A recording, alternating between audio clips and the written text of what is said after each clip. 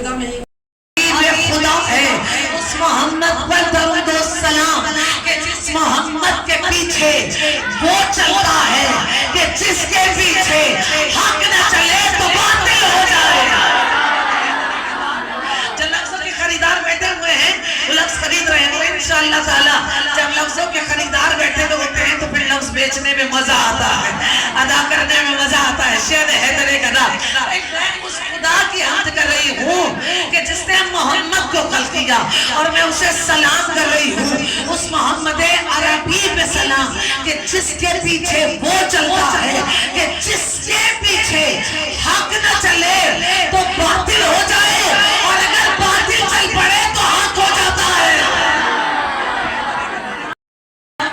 کہ جس نے اس محمد کو خلق کیا کہ جس محمد کے کندھوں پر گر علی سوار ہو جائے تو محمد چھوٹے نہیں ہوتے اور علی اتنے بلند ہو جاتے ہیں. کہتے ہیں کہ کہیں کہ تارے توڑے لوڑے شیعہ میں حیدر کرنا اس علی پر سلام کہ جس علی کو خدا کے گھر میں رہنے کی ایسی عادت ہوئی کہ جو آتا ہے تو خدا کے گھر میں جاتا ہے تو خدا کے گھر سے. شیعہ حیدر کرنا سمجھے گا اس علی پہ درود و سلام کہ جس نے اللہ کے نام کو ایسا سنبھالا. شیعہ حیدر کرنا سب جانتے ہیں کہ اللہ نے نام عطا کیے ہیں. ہم نے اپنی ہستیوں کو خود محمود تھا